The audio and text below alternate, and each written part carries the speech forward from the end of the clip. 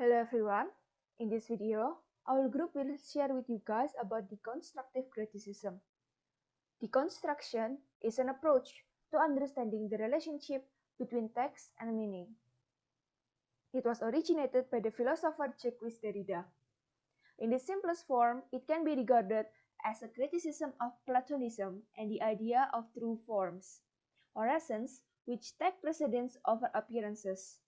Deconstruction instead place the emphasis on appearance, or suggests at least, that essence is to be found in appearance.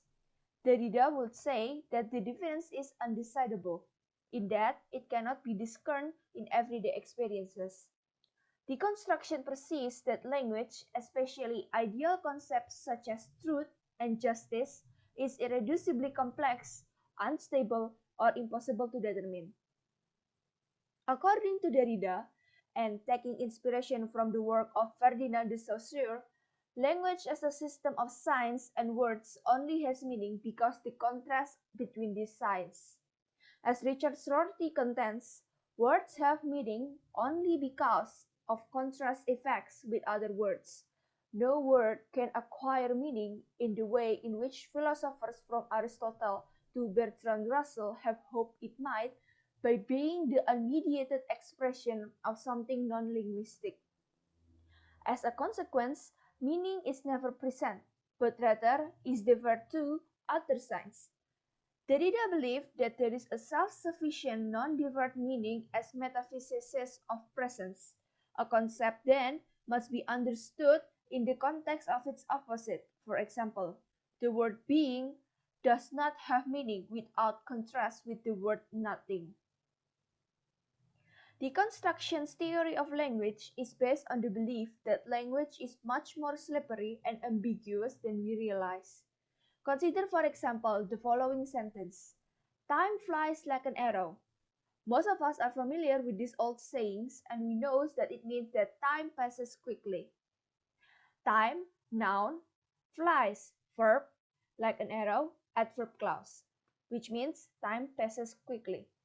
However, what would happen if we thought that the first word of the sentence as a verb in the imperative mode, telling us to do something, and the second word as if it represented a kind of insect?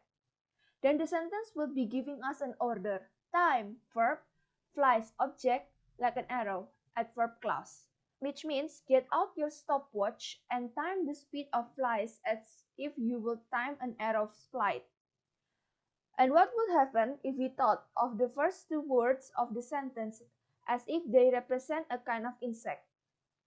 Time flies, like a fruit flies, and the third word as if it were a form of verb to like. Then the sentence will tell us something about the emotional life of a certain kind of insect. Time flies, noun, like, verb, an arrow, object, which means time flies are fond of arrows, or at least one particular arrow.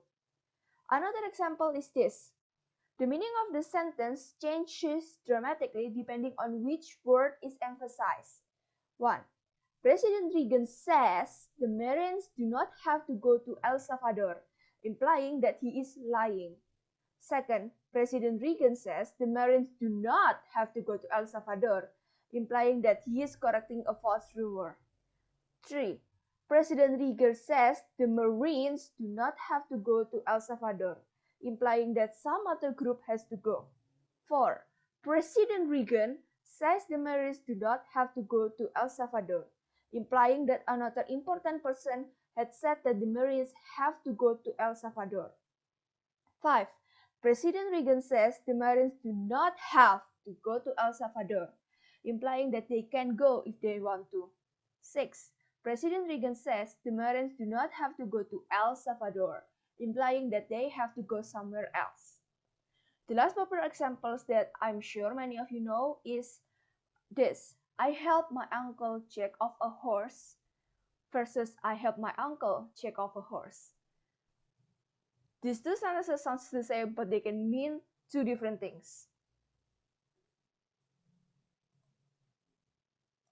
Good afternoon, everyone. Now, our next topic will be Jacques Derrida and his connection to deconstructive criticism. The first one is about the etymology of deconstruction. Derrida originally used the word deconstruction in his book entitled Of Grammatology as a way of translating Heidegger's term of destruction. Heidegger's terms of destruction refer to a process of exploring the categories and concepts that tradition has imposed on a word and the history behind them. Now we are moved to the first deconstruction, the criticism by Derrida, which is difference. Derrida argues that language has two important characteristics. Its play of signifiers continually differs or postpones meaning, and the meaning it seems to have is the result of the differences by which we distinguish one signifier from another. Then Derrida combines the French words for to differ and to differ to produce the word difference. Difference is a French term coined by Jacques Derrida. It is a central concept in Derrida's deconstruction criticism, which is a critical outlook concerned with the relationship between text and meaning. The term difference means difference and deferral of meaning. For example, the color of red.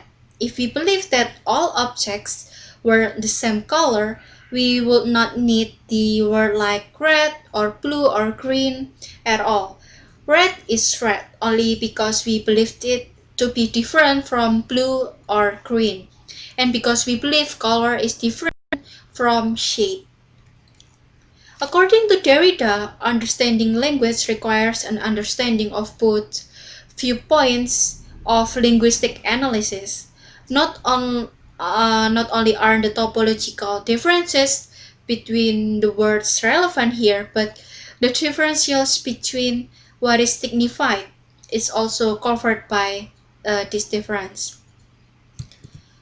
There is one statement by Derrida from his book entitled Of Grammatology, which has been attract great interest to his opponents. It written, there is no outside text, which often is translated as there is nothing outside of the text. So what Derrida means by his statement is there is no getting beyond language, beyond the play of signifiers, because we exist, we think, we feel, we see within the language into which we were born. How we see and how we understand ourselves and the world is thus governed by the language in which we are taught to see them. Derrida, in his deconstructions, believed that language is what forms us and there is no way to get beyond it. For example, here, the word slut for a woman who sleeps with many men, and the word slut for a man who sleeps with many women, reveals and keep the cultural belief that sexual relations with multiple partners should be a source of shame for women and a source of pride for men. Now we move on the next deconstruction criticism. Derrida describes the text of construction as the identification of metaphysics of presence, or logocentrism in modern philosophy. Derrida calls logocentric because it plays at the center of its understanding of the word, a concept that organizes and explains the word for us, while remaining outside of the word it organized and explains.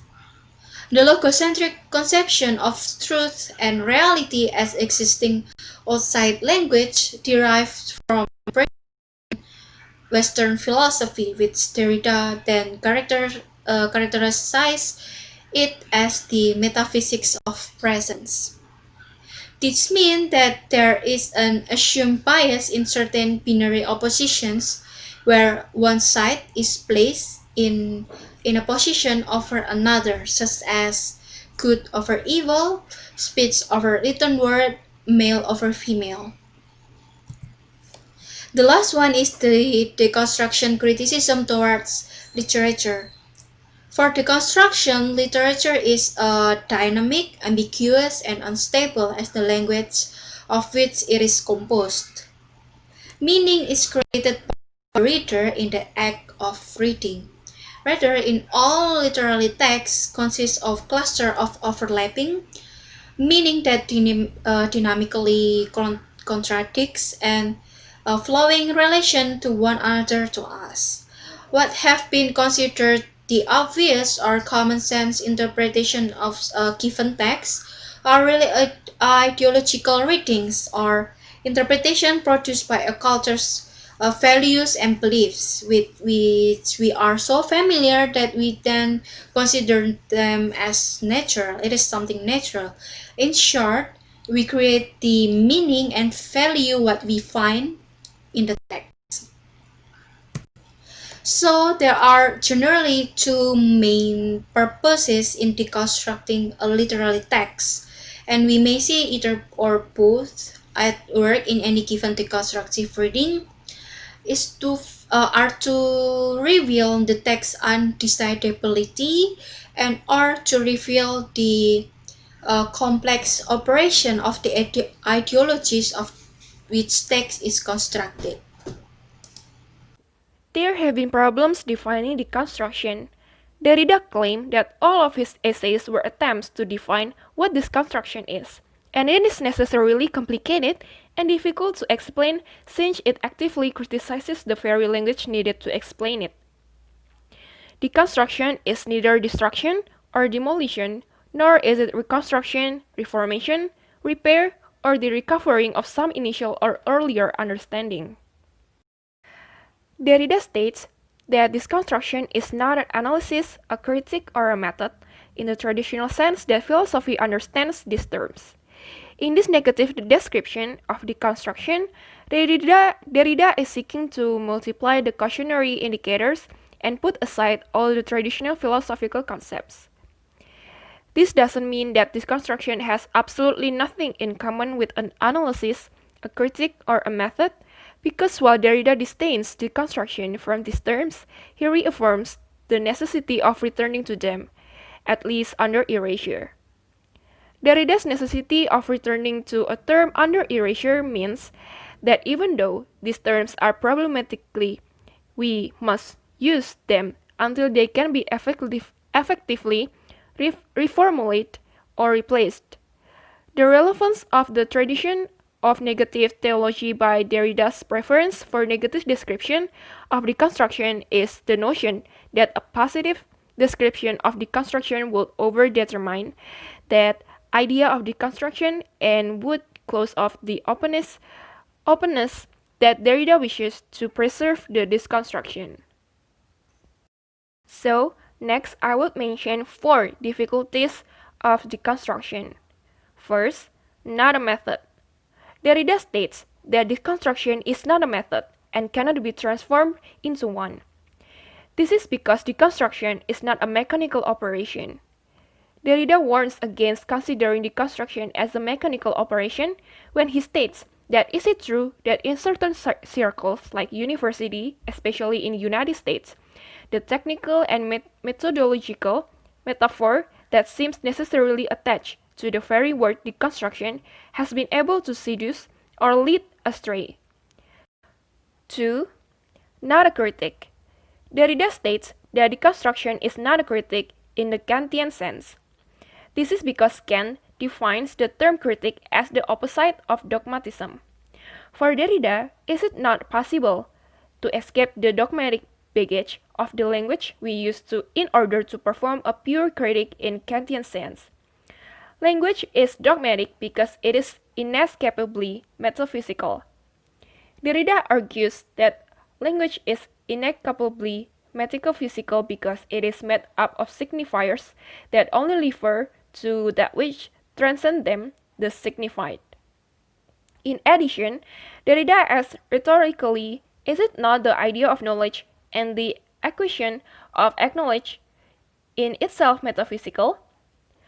By this, Derrida means that all claims to know something necessarily involve an assertion of the metaphysical type that something is the case somewhere. For Derrida, the concept of neutrality is suspect, and dogmatism is therefore involved in every to certain degree. Deconstruction can challenge a particular dogmatism and hence the sentiment dogmatical in general, but it cannot escape all dogmatism all at once. Next, not an analysis.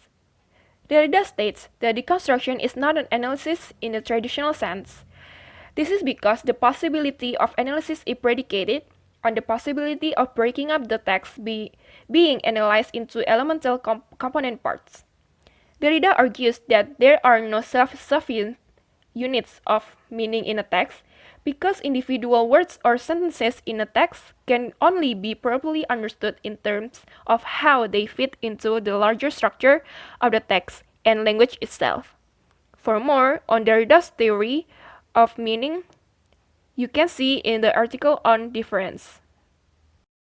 Last is not post-structuralist.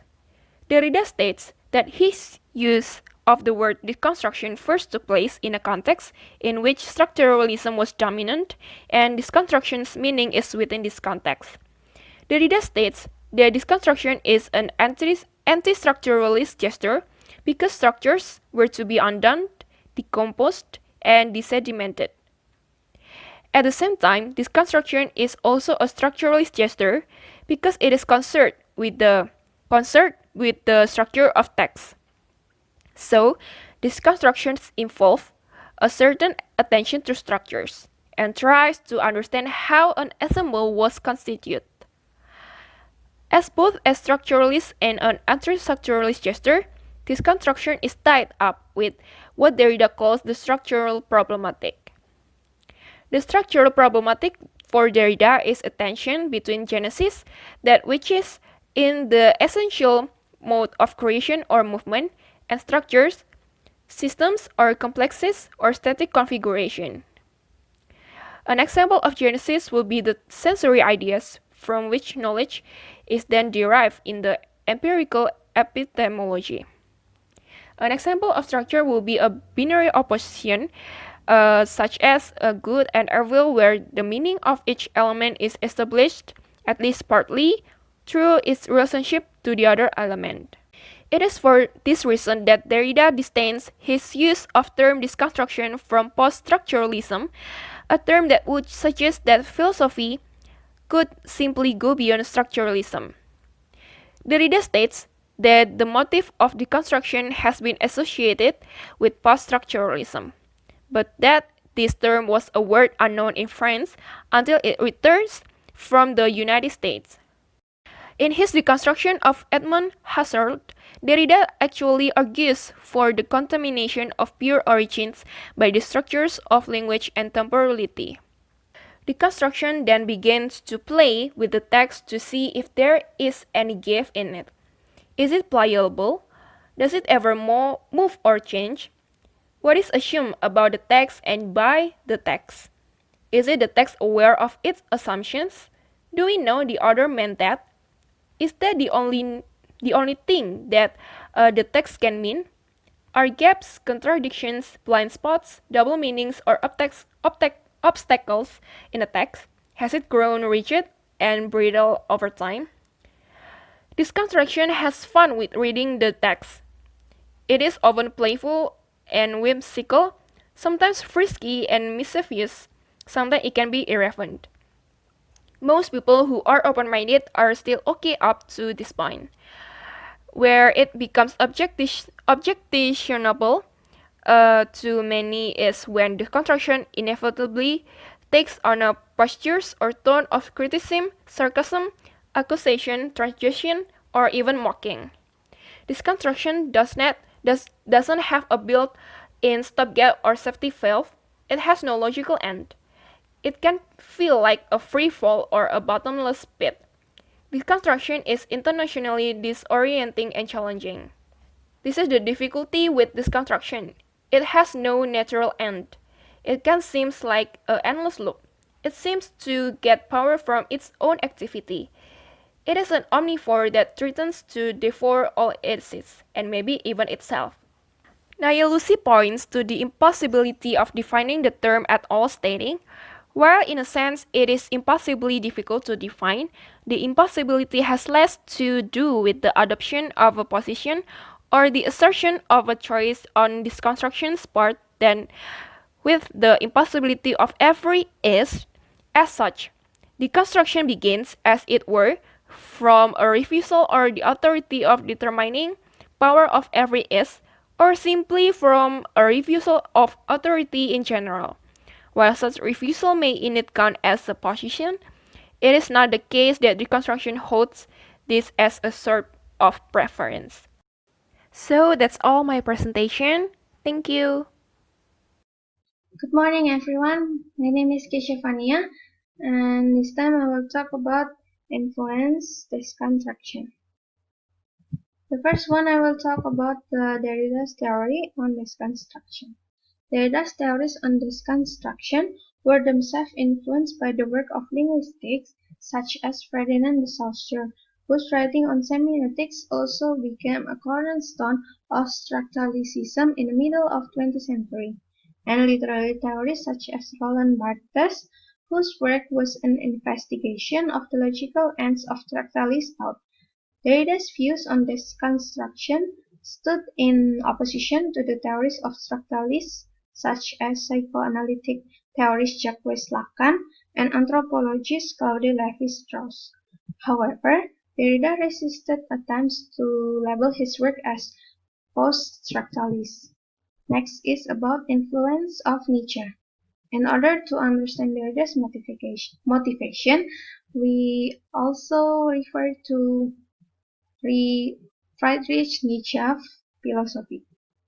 Nietzsche's project began with Orpheus, the man underground. This foil to Platonic light was deliberately and self-consciously loaded in Daybreak. When Nietzsche announced, albeit retrospectively, in his work you will discover a subterranean man underworld, and then goes on to map of project of unreason. Nietzsche's point is in Daybreak is that standing at the end of modern history, modern thinkers know too much to deceive by the illusion of reason anymore.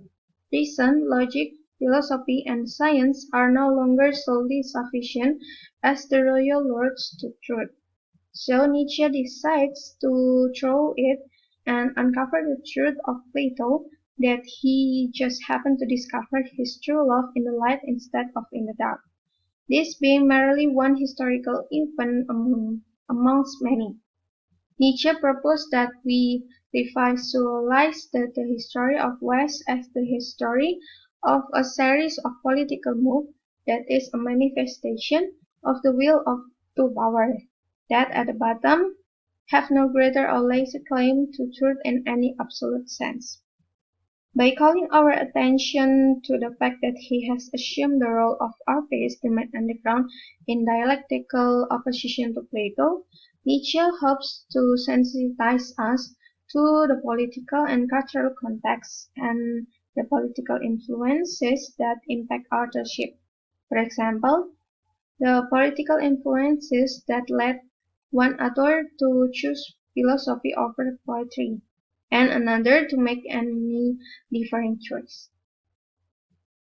The problem with Nietzsche, as Derrida sees it, is that he did not go far enough, that he missed the fact that this will to power itself but manifestation of the operation of writing. Therefore, Derrida wishes us to help step beyond Nietzsche's revaluation of all Western values to the ultimate, which is the final appreciation of the role of writing in the production of knowledge. Okay, next is influence of Saussure. Saussure is considered one of the father of structuralism. Derrida approaches all text as constructed around elemental opposition which all discourse has to articulate if it intends to make any sense.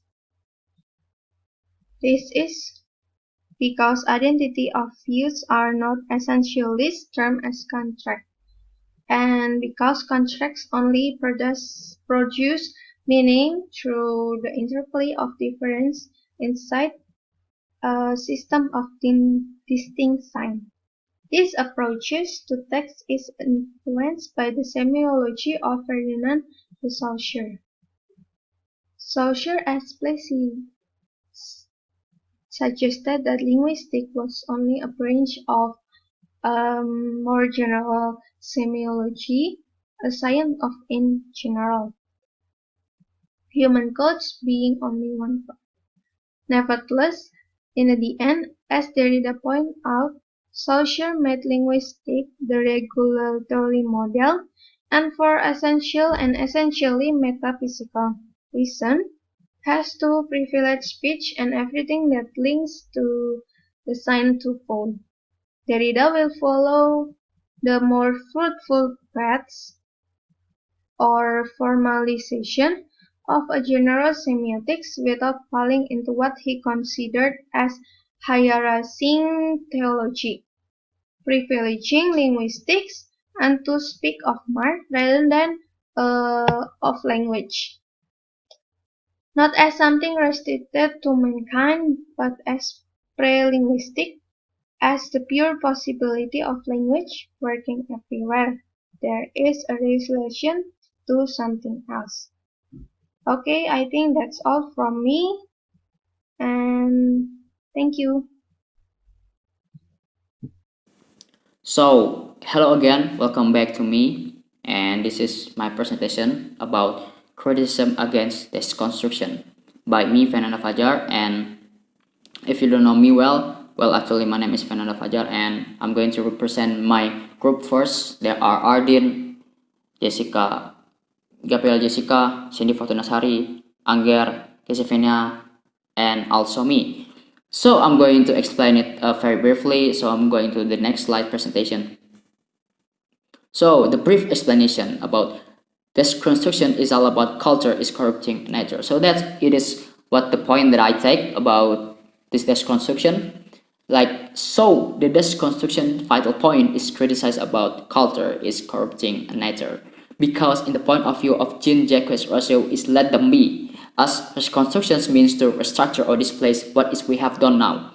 So there is a many advantage that we can see the point of view from Jean-Jacques Rousseau, because sometimes it is actually about our human being as a like it is a very useful very useful to us. Like nature is actually a very first place rather than the culture. So that's what I take about the point of view of Jean-Jacques Rousseau.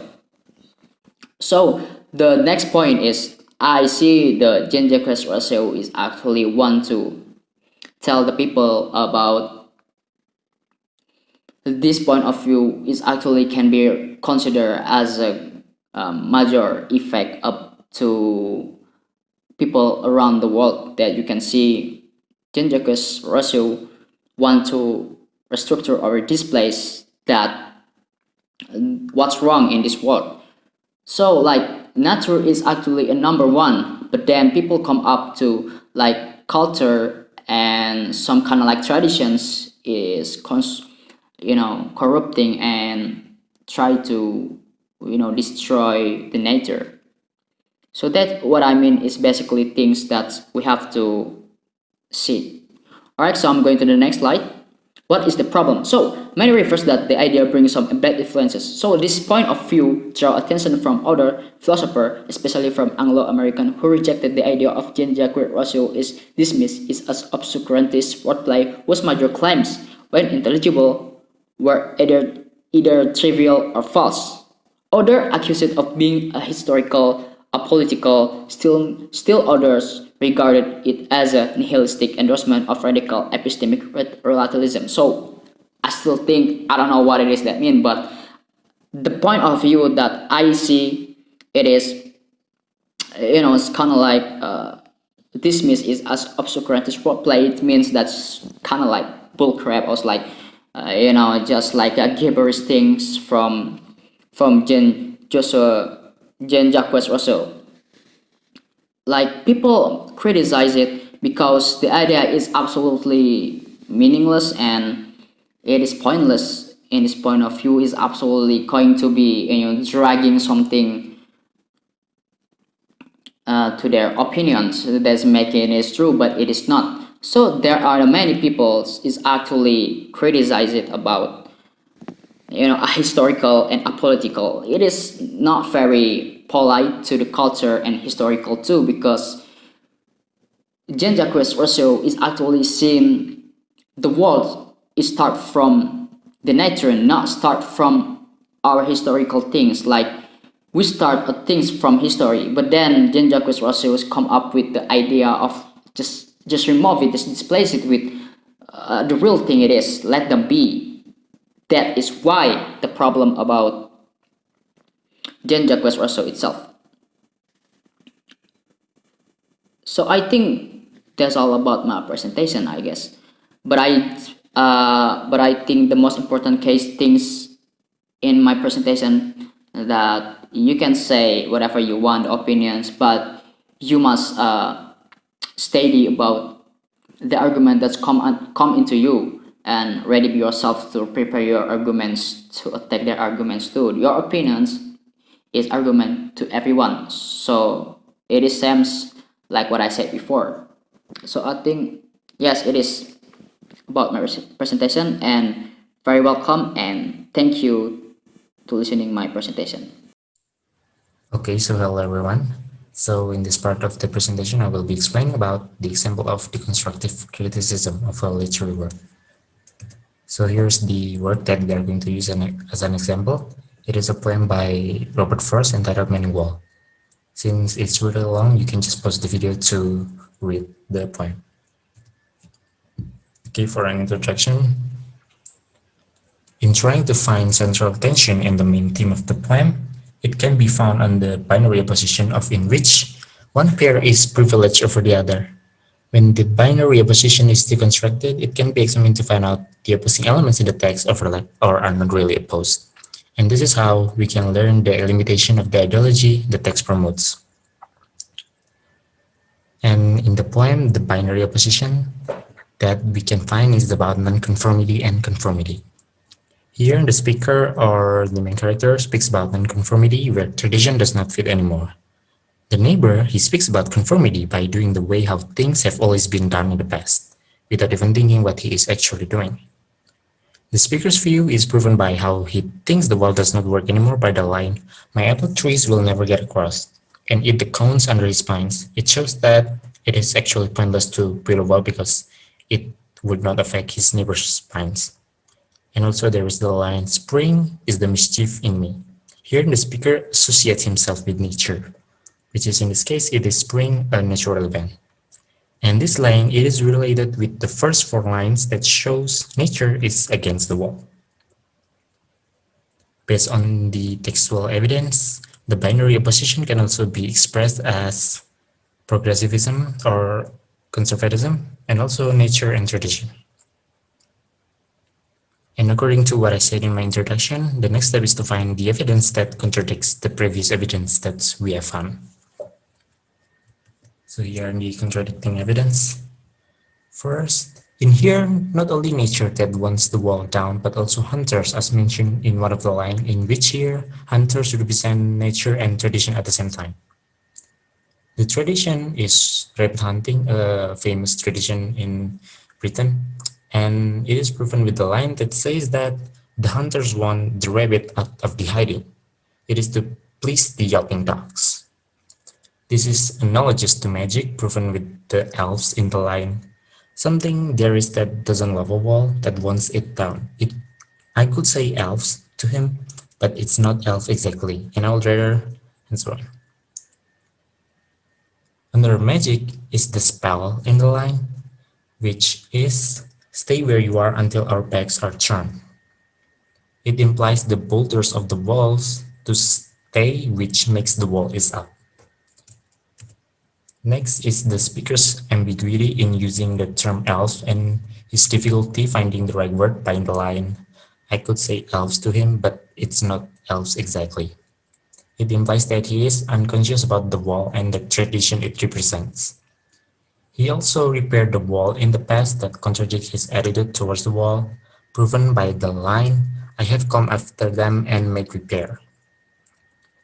And now he has to do with the neighbor, shown by the line, I let my neighbor know beyond the hill, and on the day we met to walk the line, and set the wall between us once again. From all the analysis, we can get that the main idea, which is represented by the line, he says again, good fences make good neighbors. This implies that mending the wall brings the men together and it bound them through the shared work. Because, and next for the conclusion, the first is from all the analysis, the binary opposition that was found does not oppose the initial suggestion of mending the wall, which the title suggests, and showing that the opposing elements could overlap or are not really opposed. Because it turns out, on a further inspection, the opposition subsides and thus reveals the main idea of the poem.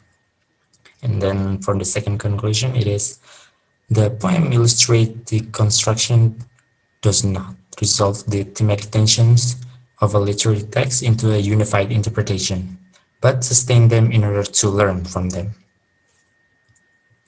Okay, so that is all from my part in this presentation. Thank you for your attention and see you.